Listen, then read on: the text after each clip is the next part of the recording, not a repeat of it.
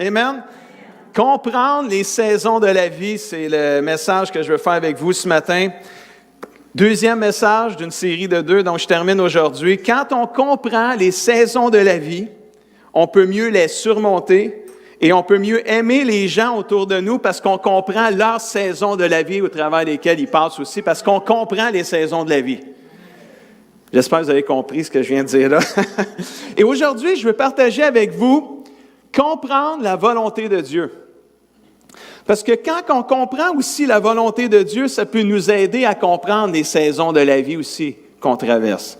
1 Pierre 4,2 nous dit « Pendant le temps qui vous reste à vivre sur la terre », et pour certains, c'est moins que d'autres. Jésus revient bientôt, c'est peut-être pour certains, ça va être tout en même temps, ça va tout arriver. Mais pendant le temps qu'il nous reste à vivre sur la terre, on a 2 choses à faire. Premièrement, ne pas suivre les mauvais désirs humains. Puis deuxièmement, de suivre la volonté de Dieu. Pendant le temps qu'il nous reste à faire, il me semble que c'est clair comme message. Là, je m'adresse aux enfants de Dieu ce matin. Je m'adresse aux chrétiens. Je m'adresse à ceux qui ont le goût d'aimer Dieu. On a-tu parmi nous ce matin qui aiment Dieu, qui sont un enfant de Dieu, qui sont fiers de l'être? La parole de Dieu nous enseigne, pendant le temps qu'il nous reste à vivre, à ne pas suivre les mauvais désirs humains, mais à suivre la volonté de Dieu.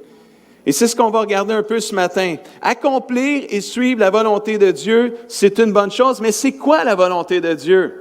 Qu'est-ce qui est la volonté de Dieu? Qu'est-ce qui n'est pas? Qu'est-ce que Dieu veut? Qu'est-ce que Dieu ne veut pas? Bien, je vais partager avec vous 2 aspects de la volonté de Dieu qui vont nous aider à saisir la volonté de Dieu. La numéro 1, je veux parler avec vous de la volonté absolue de Dieu. La volonté absolue de Dieu, c'est absolument sa volonté. Alors ça, c'est un jeu de mots. La volonté absolue de Dieu, c'est quelque chose qui est indiscutable. C'est quelque chose qui est clair comme de l'eau de roche. C'est pas gris, c'est noir ou blanc. C'est Dieu veut pas ou Dieu veut. Fait que là, vous me regardez et vous dites, as-tu des exemples, pasteur? J'en ai vraiment un bel exemple. Je vais vous faire une liste, un tableau là, qui va apparaître à l'écran. La caméra va aller dessus. Alors, si vous prenez pas de notes parce qu'il y en a trop, parce que si vous voulez les écrire à un moment donné, écoutez le message sur le site web cette semaine. Quand vous allez voir l'image apparaître, pesez sur pause puis écrivez-les toutes. Puis ceux qui n'ont pas d'Internet, mandez-moi-les, je vais vous faire une photocopie, ça va me faire plaisir. Mais je ne l'aurai pas un matin, par exemple. Fait que du côté gauche, où ce que c'est un peu grisonnant, c'est tout ce que Dieu ne veut pas. Puis ça, c'est absolu. Là. Il ne veut pas. Fait on n'a pas à discuter ça. Puis le côté droit, où ce que c'est blanc, Dieu, c'est des choses qu'il veut qu'on fasse. Qu'est-ce qu'il ne veut pas qu'on fasse? Je vais les nommer, mais je ne lirai pas les versets parce que ça serait trop long. Mais au moins, vous avez les références. Vous pouvez les lire là, quand vous allez prendre ça en note chez vous. L'astrologie. Dans Deutéronome 18, 9 et 14, il y a plusieurs thèmes qui reviennent là-dedans, dont l'astrologie, la sorcellerie, prier les morts, la magie, le devin, ça c'est la diseuse de Bonaventure là, dans notre vocabulaire d'aujourd'hui. Toutes ces choses-là, tout ce qui est le monde occulte finalement, Dieu il veut pas ça pour ses enfants, c'est clair. C'est pas une zone grise, il veut pas ça. Si tu es ici ce matin, tu es un enfant de Dieu, puis tu aimes le Seigneur, puis tu veux suivre sa volonté, touche pas à ces choses-là parce que ton Dieu ne le veut pas. C'est indiscutable ce matin. Si tu joues là-dedans, parce que c'est populaire dans le monde aujourd'hui, l'astrologie, tu as l'impression que ça fait partie du monde. Ça fait partie du monde, mais ça ne fait pas partie de la famille de Dieu puis du royaume de Dieu. Demande au Seigneur qui t'aide à pu aimer ça, parce que lui, il n'aime pas ça. Puis il n'aime surtout pas quand ses enfants jouent là-dedans, parce que c'est destructeur, cher ami. Le mensonge, Éphésiens 4, 25. L'immoralité sexuelle, 1 Thessaloniciens 4, 3, ça c'est toute la sexualité là, en dehors du mariage. L'adultère, 1 Corinthiens 6, 10. L'homosexualité, 1 Corinthiens 6, 10. C'est pas que Dieu n'aime pas les gens, il n'aime pas les actions. C'est les péchés qu'il n'aime pas. C'est important d'être clair là-dessus. Dieu, il n'aime pas ça. Les voleurs, l'ivrognerie, 1 Corinthiens 6, 10. Il y a toute une liste dans 1 Corinthiens 6, 10 que j'ai écrit là. L'ivrognerie, c'est quoi là? C'est juste se saouler la gueule. Ah, ça, c'est québécois. Mais c'est ça un peu, c'est l'abus de l'alcool. La malhonnêteté. Calomnie, c'est quoi la calomnie? C'est parler dans le dos de l'autre, dans le but de faire du mal, puis parler contre lui pour l'écraser, lui faire du mal, puis etc. L'amertume, on le connaît un petit peu plus, ça, l'amertume. Quand quelqu'un te blesse, le Seigneur, il veut pas que tu gardes l'amertume dans ton cœur. Il veut pas. C'est indiscutable. Tu peux pas genre, ouais, mais il m'a fait mal. C'est vrai, mais garde pas l'amertume. Pourquoi Dieu veut pas qu'on garde l'amertume? Parce que ça va nous détruire, nous. Pas l'autre qui nous a fait mal. Nous. Il dit, no amertume. Paroles blessantes, etc. Écoute, la liste pourrait continuer, là. Je trouve que déjà là, si on fait pas ces choses-là, déjà on est en voiture, là. Mais là, si on traverse l'autre bord et on s'en va vers les choses que Dieu veut, il veut qu'on soit bon. Puis tu sais, l'amertume, juste pour faire un bout là-dessus, là, c'est que l'amertume, des fois, c'est que des gens vont nous blesser, mais c'est qu'il y a des fois, c'est des chrétiens qui vont nous blesser.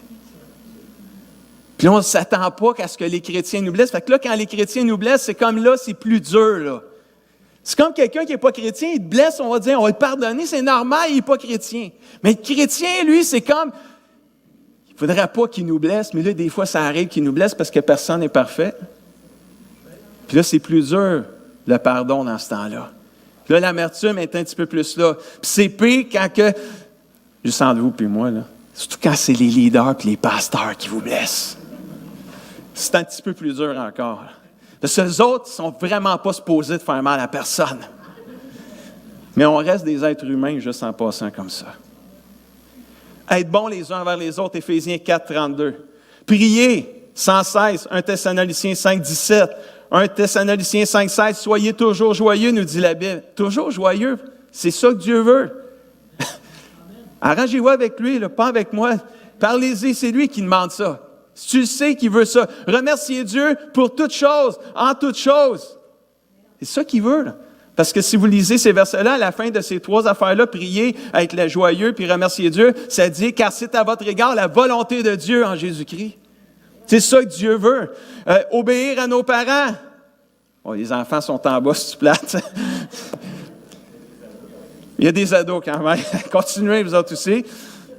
Même nous, quand on est rendu grand, on a des parents aussi. Il faut les respecter, il faut les obéir. Démontrer l'amour autour de nous, se pardonner les uns les autres, ne pas se venger. Des choses qu'on sait, mais je pense que c'est bon de se le rappeler aussi parce que c'est des choses que Dieu veut. Quand tu pardonnes, tu fais la volonté de Dieu. Quand tu te revenges pas, tu fais la volonté de Dieu. Alléluia. Tu suis la volonté de Dieu. Quand le mariage, Hébreux 13.4, que le mariage soit honoré de tous. Aujourd'hui, là, avec la pensée du monde, où c'est le concubinage, c'est les conjoints de fait, on n'a pas besoin de se marier, on va ensemble, ça vient infecter même la famille de Dieu, puis la jeune génération, puis ils saisissent pas, puis ils comprennent pas qu'il faut se marier avant de rester ensemble. Dieu veut le mariage, que le mariage soit honoré de tous. Attendez au mariage avant de vivre ensemble. C'est la volonté de Dieu pour vos vies. Obéir aux autorités, respecter les autorités. Romains 13, verset 1. Favoriser la paix, proclamer la paix, créer la paix, des peacemakers, là, des faiseurs de paix autour de vous. C'est la volonté de Dieu. Ne pas juger les uns les autres, c'est la volonté de Dieu. On le sait tout ça, mais il y a des fois, l'humain en nous, là, ce que nous, on appelle dans notre jargon chrétien, la chair qui remonte à la surface. L'humain en nous, des fois, revient, puis là, on juge quelqu'un.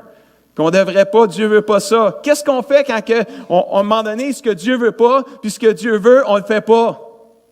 Qu'est-ce qu'il faudrait faire? Pauvre de moi. Il faudrait juste dire, pardonne-moi Seigneur. Si on blesse quelqu'un, on ne veut pas le blesser, mais ça peut arriver, on demande pardon, on se pardonne les uns les autres, puis on avance parce que le pardon, c'est la volonté de Dieu aussi. Quand un tombe, qu'est-ce qu'il faut faire? Il faut se le relever. Amen. Et là, la liste continue. Adorer Dieu, louer Dieu, c'est la volonté de Dieu. C'est pour ça qu'on chante, c'est pour ça qu'il y a de la musique, c'est pour ça qu'il y a des instruments à cordes, c'est pour ça qu'il y a des voix, c'est pour ça qu'il y a des tambourines, des cymbales, parce que c'est ça que la Bible dit. Louer Dieu avec les tambourins, louer Dieu avec les cymbales retentissantes. Soyez pas surpris si ça fait du bruit une fois de temps en temps dans la louange. Ça fait partie de la louange. Alléluia. L'adoration, méditer la parole de Dieu, pas juste la lire, médite-la, ça veut dire réfléchis dessus. Parce que c'est une garantie de succès et de bénédiction. Il y a la volonté absolue de Dieu. des choses qui sont indiscutables. Peu importe où ce qu'on vit, il n'y a rien de mystérieux là-dedans. C'est évident que plus qu'on va découvrir la parole de Dieu, plus qu'on va connaître sa volonté et on va pouvoir la comprendre et pouvoir la vivre et suivre sa volonté. Dites-vous amen à ça ce matin. Mais il y a une autre partie de la volonté de Dieu que peut-être celle-là, c'est plus dur à saisir, à comprendre, et je l'ai appelée la volonté permissive de Dieu. Il y a la volonté absolue de Dieu, c'est absolu, là, c'est indiscutable. Mais la volonté permissive de Dieu, elle représente ce que Dieu permet d'arriver dans une vie. Elle est comme, je dirais pour l'imager pour vous, là, un gros casse-tête de 1000 morceaux avec beaucoup de ciel bleu.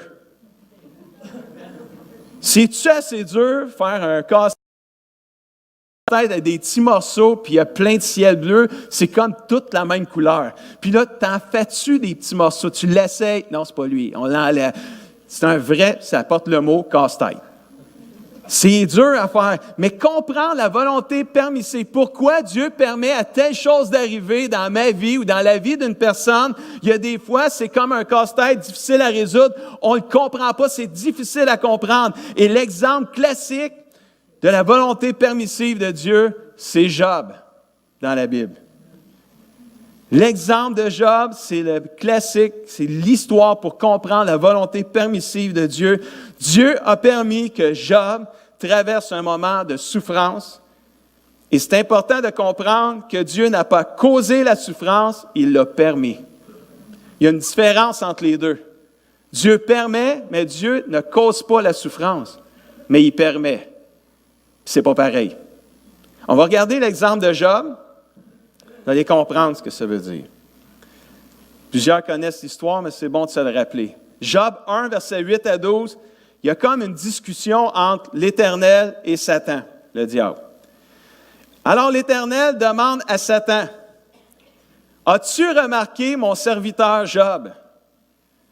Il n'y a personne comme lui sur la terre, c'est un homme intègre, droit, un homme qui révère Dieu ou qui respecte Dieu, un homme qui évite de faire le mal. » Satan lui répond, « Est-ce vraiment pour rien que Job t'honore Dieu, te respecte Dieu? » Là, il est en train de dire à Dieu, « Pas sûr là, qu'il t'aime vraiment pour les bonnes raisons. N'as-tu pas élevé comme un rempart de protection autour de lui? » Autour de sa maison, autour de ses biens. Tu as fait réussir ses entreprises, pas ses entrepôts, mais ses troupeaux se multiplient dans le pays. Écoute, tu le bénis trop. C'est pour ça qu'il t'aime, voyons donc. Mais là, au verset 11, le diable dit à Dieu, « Mais porte la main sur lui, porte la main sur ses biens, sur les siens, ce qui appartient, puis on va voir s'il ne te maudit pas en pleine face. » Là, il t'aime parce que tu le bénis. Mais enlève-y la bénédiction. On va voir s'il va t'aimer pareil. Peut-être même qu'il va te maudire. Là, c'est une discussion entre le diable et Dieu. Là. C'est là le bout que des fois, c'est pas facile à comprendre. Le Dieu dit à Satan, « OK, tous ces biens sont en ton pouvoir, ainsi que les siens. Mais ne porte pas la main sur sa personne. » Tu peux toucher à tout ce qu'il y a, mais pas lui. Touche pas à sa vie. Alors Satan se retira de la présence de Dieu. Il avait eu, lui, son OK. Puis si on continue à lire, on ne lira pas les textes, mais vous pouvez lire chez vous les premiers chapitres du livre de Job. Et vous allez voir que Satan il est venu, puis il a tout pris les enfants de Job. Il les a tous fait tuer. Satan il est venu, puis il a tout pris les possessions, il a fait brûler les troupeaux, il a fait brûler sa maison. Job s'est ramassé tout seul avec sa femme. Il y a juste sa femme qui n'a pas pris. Il y en a qui vont dire, il était chanceux. Et moi, il a resté sa femme. Il peut recommencer des enfants, tu sais. Mais il a tout perdu, là. D'un coup, toute sa richesse, ses enfants, tout perdu, là. C'est pas Dieu qui l'a tué, là.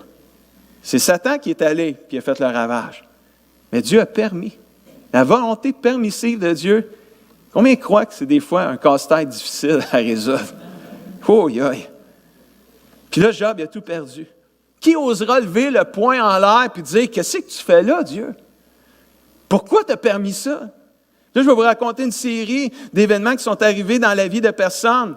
Puis vous pourriez tout en nommer, puis vous pourriez dire, pourquoi Dieu, qu'est-ce qui se passe? Pourquoi tu as permis que ces choses-là arrivent? Pourquoi tu as permis que, quand tes deux seuls fils, qui sont rendus à 24 et 27 ans, puis toi, tu es rendu dans la cinquantaine, tes deux seuls fils s'en vont passer un week-end au chalet. Et là, tu apprends qu'ils ont été tués par un ivrogne au volant dans un accident d'auto en chemin vers le chalet. Et que tu te réveilles au bout de la fin de semaine, tu n'as plus d'enfants. Tes deux seuls fils sont partis. Pourquoi? Quand tu reçois un téléphone la nuit avant de te marier, tu t'en vas te marier. On a célébré un mariage hier là, de Francis et Kathleen de l'église ici. Et quand tu reçois un téléphone dans la nuit avant de te marier pour te faire dire que ton futur mari a été tué dans un accident de moto, là, on a lu ça dans les journaux récemment. Ça frappe, ça. Là. Pourquoi? Tu donnes un bisou à ton mari avant de partir au travail, puis quelques heures plus tard, tu reçois un téléphone pour apprendre que ton mari vient de mourir d'une crise de cœur à job à l'âge de 46 ans seulement. Il y en a qui ont connu cette personne-là. Quand tu pars déjeuner avec ton mari au restaurant, tu as un bon temps avec lui, c'est bon, il y a un temps d'intimité avec ton couple, tu es au resto, la bouffe est bonne. Puis là, à la fin du déjeuner, ton mari dit, « Chérie, amène-moi à l'hôpital, je commence à avoir mal à la tête. » Puis là, en chemin, en allant à l'hôpital, il dit, « Puis tu diras à tous nos enfants que je les aime beaucoup. » Et arrivé à l'hôpital pour s'apercevoir que ton mari a fait un ACV, puis qu'il est mort l'après-midi même, sans jamais être capable de revoir ses 4 enfants qu'il a laissés, il avait 45 ans. Nous savons que Dieu a tout vu. Mais oserons-nous lui dire, qu'est-ce que tu fais? Pourquoi as-tu permis ça? Qu'est-ce qui fait que dans une famille, un enfant va dans une direction et un autre va dans l'autre? La même famille, les mêmes parents, la même élevage, si on peut dire ça comme ça. Élevé pareil. Un s'en va à droite, l'autre s'en va à gauche. Pourquoi? Même les parents ne comprennent pas. Nous non plus, d'ailleurs. Tellement difficile à saisir et expliquer. Parfois, même ça ne s'explique même pas. Pourquoi un couple va divorcer au bout d'1 an, puis un autre va durer 60 ans jusqu'à ce que la mort les sépare? Dur à tout comprendre, ces choses-là. Pourquoi un va servir dans des endroits difficiles? On parle plus des missionnaires. Pourquoi d'autres vont servir dans des endroits plus faciles, avec plus de ressources, comme en Amérique du Nord? Il y a tellement de questions qui demeurent sans réponse claire parfois. De comprendre parfaitement la volonté permissive de Dieu sera bien souvent un mystère ou un casse-tête difficile à résoudre. Comment expliquer qu'un matin, 14 adolescents et un professeur, et la majorité, c'était des chrétiens, ne sont plus jamais retournés à la maison parce qu'un tireur fou est rentré dans l'école et les a tous tués? Pourquoi Dieu a permis cela? Était-ce vraiment son plan pour eux? Avons-nous oublié que dans son plan pour nous sur la terre, il y a aussi une volonté permissive de Dieu devant l'adversité? Aïe aïe. Quand Job a tout perdu, qu'il restait juste sa femme, puis il n'y avait plus d'enfants, il n'y avait plus de biens, il n'y avait plus rien, il a dit ceci dans Job chapitre 2, verset 10. Il dit, « Nous acceptons le bien de la part de Dieu et nous n'accepterions pas aussi le mal? » C'est lui qui disait ça. Là, c'était la bonne personne qui parlait, là. Celle qui avait vécu le drame, qui avait vécu l'épreuve, puis qui était en plein dedans encore. Et la Bible dit que dans tout cela, Job ne pécha pas par ses lèvres. Dans Job 1, 21, 22, il dit aussi, « Je suis sorti tout nu du ventre de ma mère, je retournerai tout nu dans le ventre de la terre. » C'est un beau poème quand même à écrire, ça. Le Seigneur a donné, le Seigneur a repris. Il faut remercier le Seigneur. Quand même. C'est Job qui dit ça. Là. Il a tout perdu. Là.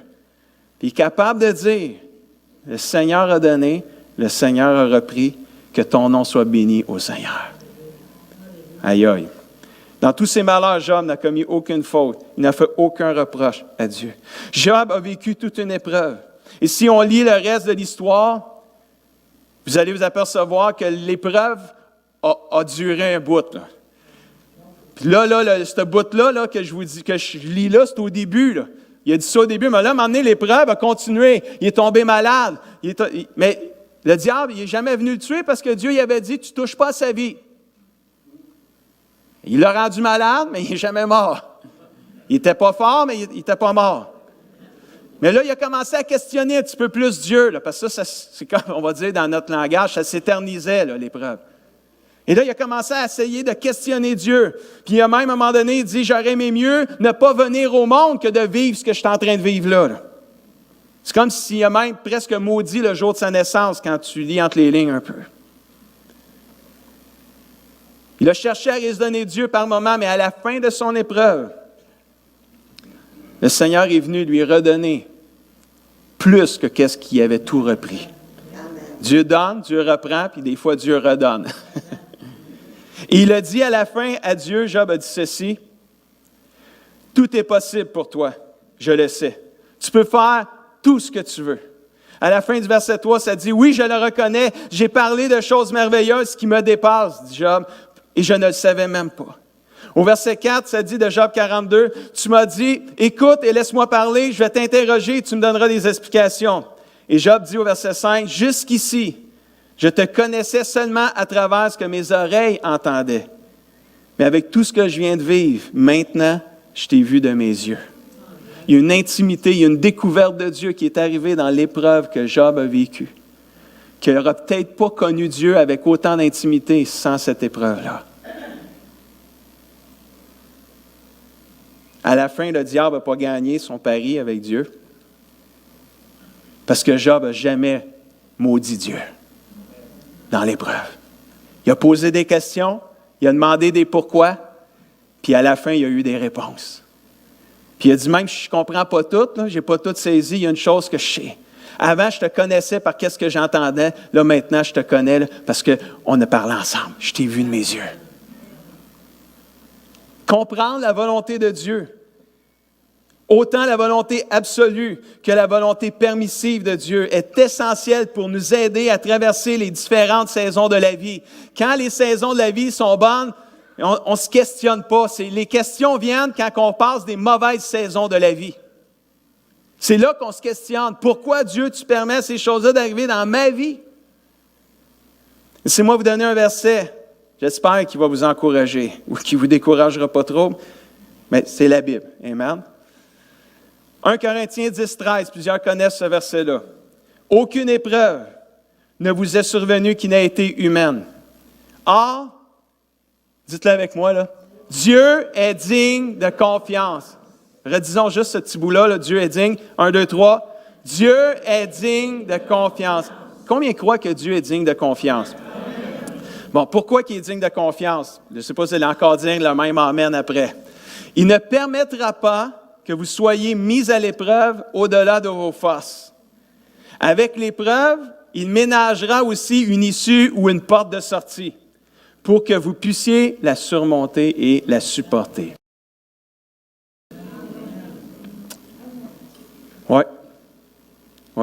Oui. Dieu va permettre que vous soyez éprouvés. C'est ça que la Bible dit, là.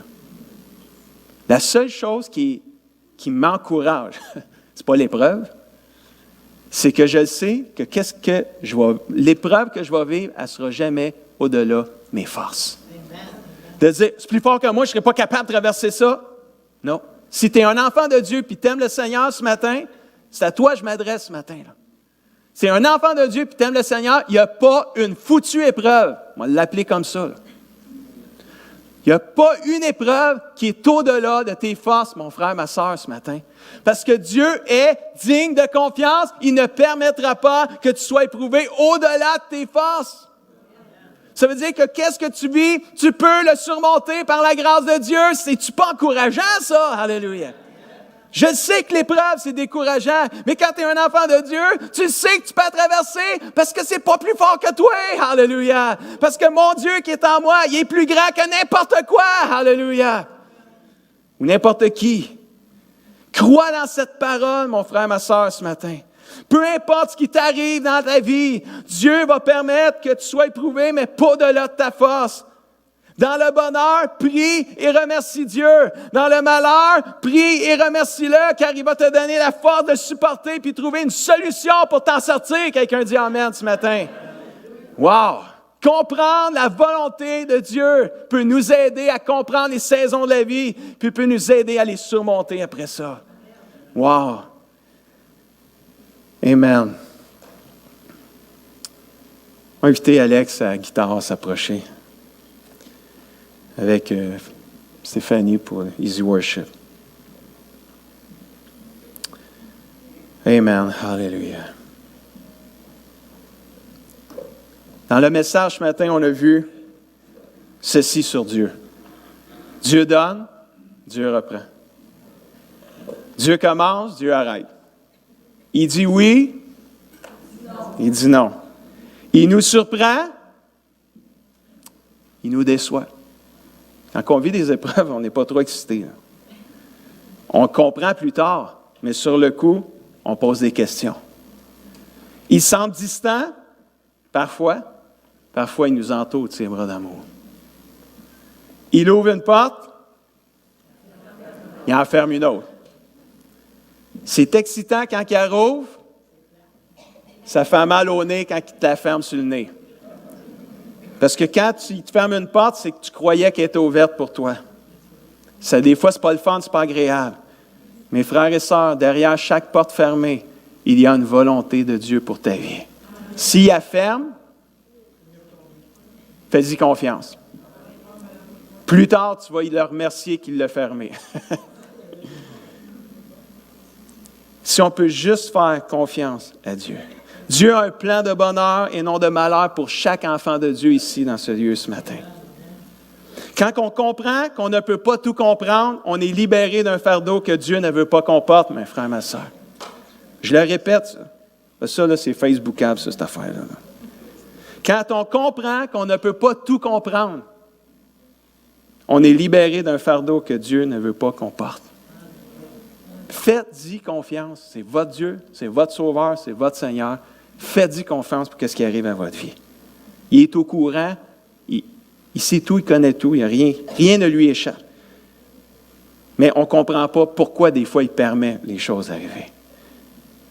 La volonté permissive de Dieu d'un point de vue humain est un mystère qu'on ne pourra pas toujours comprendre parfaitement sur cette terre. Mais si on peut juste faire confiance au Seigneur ce matin et se tourner vers lui, nous allons vivre les saisons de la vie dans la victoire, frères et sœurs.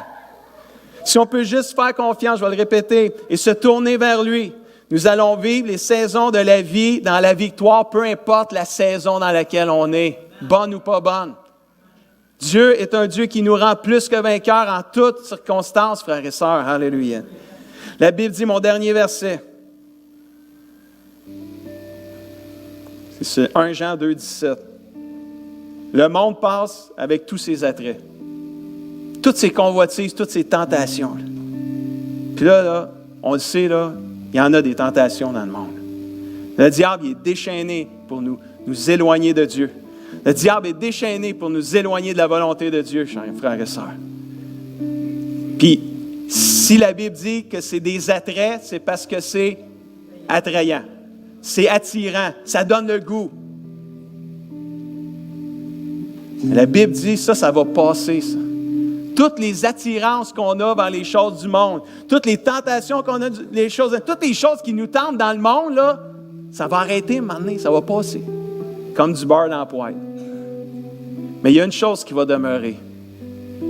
C'est celui et celle, c'est ceux qui accomplissent la volonté de Dieu. Eux autres, ils vont demeurer éternellement.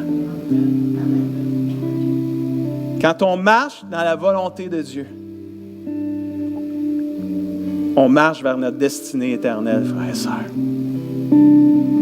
Là, je parle à des chrétiens aujourd'hui. Si vous m'écoutez, vous êtes ici ce matin et vous n'avez pas le goût de suivre Dieu, là, je ne parle pas à vous autres. Moi, je parle aux enfants de Dieu ce matin. Ceux qui ont le goût d'aimer Dieu et de suivre sa volonté. On a vu la volonté absolue de Dieu, des choses qu'il ne veut pas dans notre vie, puis on a vu des choses qu'il veut qu'on fasse, des choses qu'il veut qu'on ne fasse pas. Les choses qu'il ne veut pas qu'on fasse, c'est pas parce que Dieu, il nous aime pas, c'est parce qu'il sait que c'est des choses qui vont nous détruire. Il nous aime assez pour nous avertir, faites pas ces choses-là, ça va vous faire mal à la fin. À la fin, ça peut être excitant au début, mais à la fin, ça va vous détruire.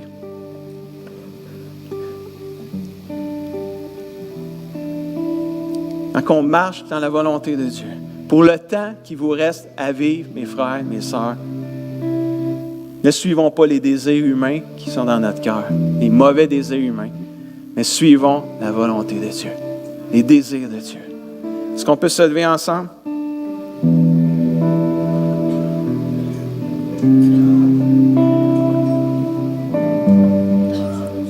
OK. Juste avant qu'on chante un chant avec Alex, j'aimerais juste ouvrir l'hôtel de prière. Il est 11h30, il est vraiment tôt. Vous avez le goût de venir prier, là? L'hôtel est ouvert. Si vous êtes malade, on va prier pour vous. Juste nous taper sur l'épaule quand on va prier pour vous, les diacres, les pasteurs, les premiers contacts, les anciens. Juste dire guérison. Dites pas c'est quoi toute votre maladie. Vous avez besoin d'une guérison, guérison. Vous avez besoin d'une délivrance, délivrance. On ne veut pas le savoir. Au nom de Jésus, sois guéri. Au nom de Jésus, sois délivré. C'est l'autorité dans le nom de Jésus qui guérit. C'est Jésus qui guérit. Pas obligé de tout savoir. Vous voulez être baptisé du Saint-Esprit, parler en d'autres langues, la plénitude de l'Esprit qui déborde en vous. Vous vous mettez à parler en d'autres langues, une intimité intime avec Dieu. Faites juste nous dire, je vais être baptisé du Saint-Esprit, pasteur. Ou quelqu'un va prier pour moi, on va prier pour vous. Vous avez juste le goût d'être dans sa présence ce matin. Vous avez le goût de vous approcher de Dieu. Venez en avant prier. Ou restez en avant. Peu importe, là, approche-toi de Dieu. Aime ton Dieu ce matin. Sois un amoureux de Jésus ce matin. Sois un amoureux du Père, du Fils et du Saint-Esprit. Approche-toi de lui.